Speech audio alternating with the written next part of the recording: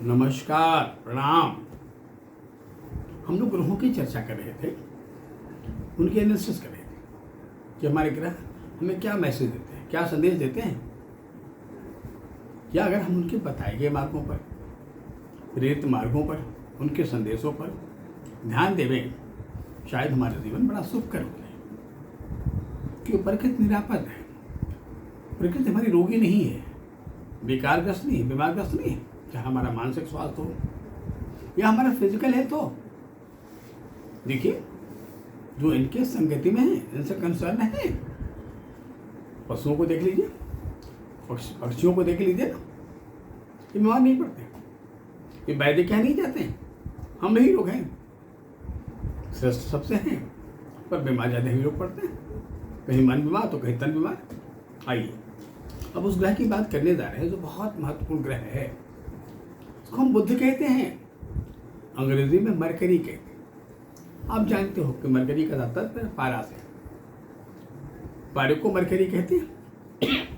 और जो mercury element है, जो पारा है, यह हमारे शरीर का सबसे प्रमुख प्रतिरोधक है। अगर ये बिगड़ जाए, खराब हो जाए, तो जीवन का चलना, जीवन की कल्पना भी बड़ा मुश्किल हो जाएगी। खैर, ये जो बुध नाम का ग्रह है, ये हरित वर्णा है। हरित है, इसे रसाधिपति भी कहा गया है, गुणज्ञ भी कहा गया है, अवेयरनेस, जागरूकता का मालिक है। बुधा, बुधाए, ऐसे नामों से उच्चारित है। और ये किसका पुत्र है? कहा चंद्रमा का।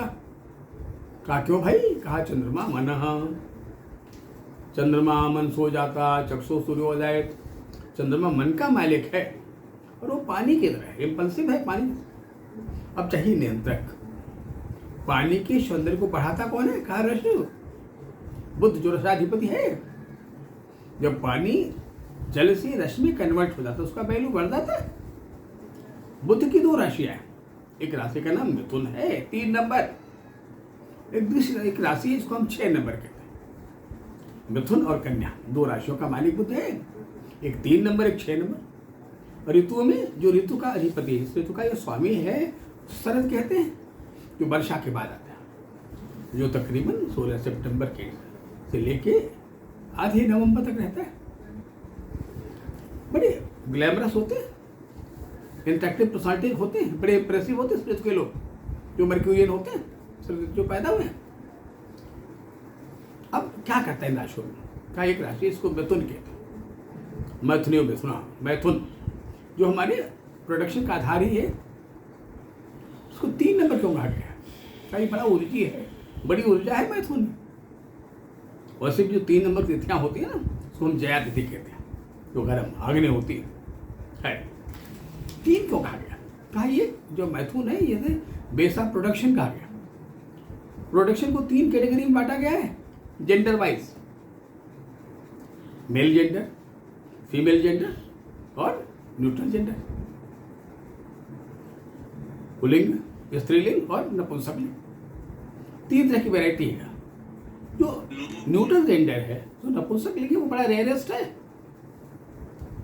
खैर, अब जो बुध नाम का प्लेनेट है, ये 3 नंबर में हमारी पर्सनालिटी को बड़ा ग्लैमरस बनाता है, इंटरेक्टिव बनाता है, आकर्षक बनाता है।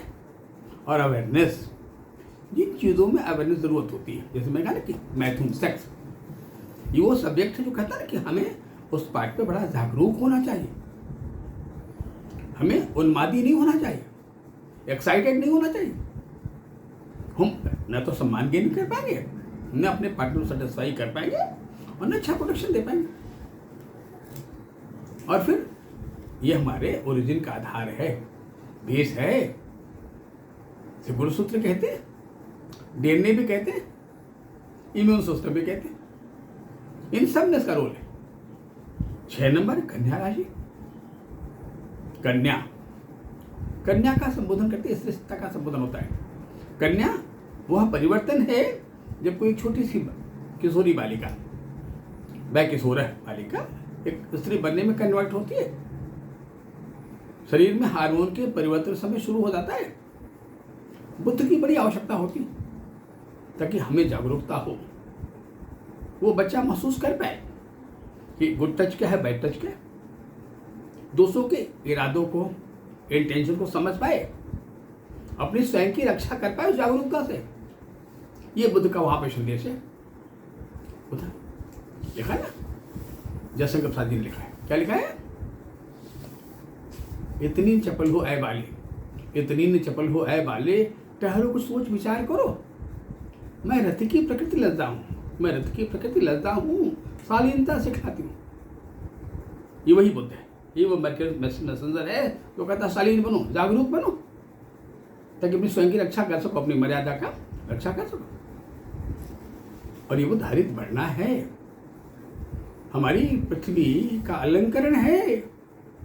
मैंने कहा कि जो चंद्रमा है वो पृथ्वी से कनेक्टेड है। वो चंद्रमा पृथ्वी सूर्य की परिक्रमा कर रहा है, उसका ये पुत्र है, उसका आत्मत है। अतः मन को संतुलित करता है, मन को रसपूर्ण बनाता है, रिएक्शन में, आक्रोश में अभिव्यक्तियां देता है, ताकि हमारे शब्द खराब न हो, हम वाणी द्वारा किसी को दुखी न करें। तो बुद्ध हमारे जीवन का बहुत इंपॉर्टेंट प्लैनेट है और बॉडी के केमिकल इक्वेशन का मालिक है। अंगों में देखा जाए तो हमारे ENT ज्वाइंट को 3 नंबर रूल करता है। 6 नंबर नीचे वाले पार्ट, सिंह से यहाँ पेट उसके नीचे वाले पार्ट में, जहाँ हमारा गुर्दा है, जहाँ से किडनी फिल्ट्रेशन होता है, गुर्दा छाले काम करता है, उसका मालिक है। तो ये बहुत इंपॉर्टेंट प्लैनेट है। आइए आगे बढ़ते हैं। अब बारी आती है आचार्य बृहस्पति का। जीव भी कहा गया है, जुपिटर भी कहा गया है, जीव बड़ा महत्वपूर्ण ग्रह है। गुरु भी कहा गया है, गुरु करा। ये 2 संक्रांतियां होती है भाई। कब? एक होता है मीन संक्रांति, जो बसंत ऋतु स्प्रिंग सीजन में आता है, आधे अप्रैल से आधे मई के बीच, आधे मार्च से आधे अप्रैल के बीच और आधे अप्रैल से मई के बीच, स्प्रिंग कहते हैं। पहली संक्रांति मीन है, जो आधा मार्च आधा अप्रैल, और दूसरी संक्रांति इसकी है धनु संक्रांति। वो कब आती है? ये आती है धनु संक्रांति 14 दिसंबर से 14 जनवरी के बीच। दोनों एंड है। क्या एंड है भाई? कहा जो 14 मार्च से 14 अप्रैल का समय है, इसे मीनार कहते हैं। मैंने सूर्य नाम का जो ग्रह है उसे तुम्हारी पृथ्वी पर हम संक्रांति से वर्णन करता है, वो मीन राशि, मीन माने 12वीं राशि, राशांतः, और वो धनु संक्रांति 9 नंबर है, अंकांतः।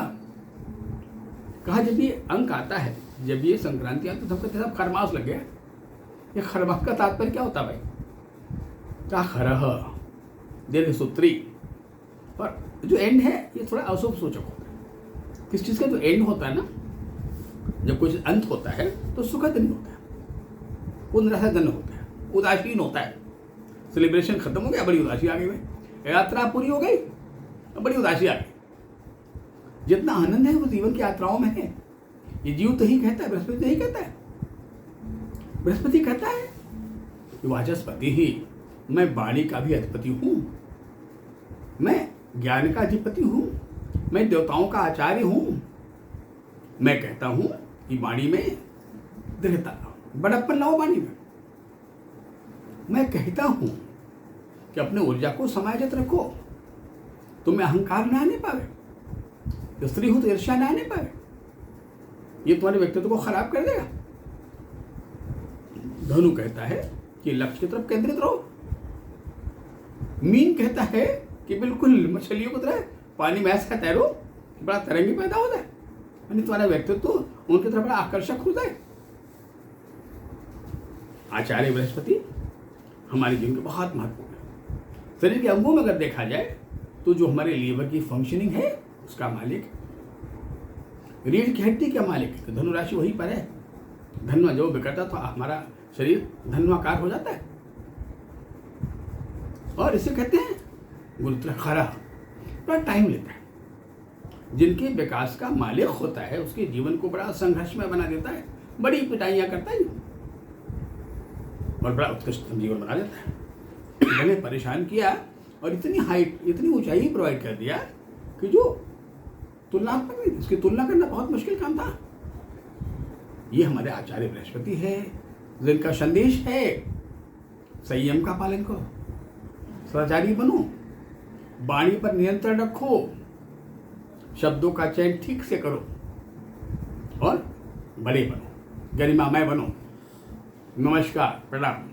अगला विषय अगले एपिसोड।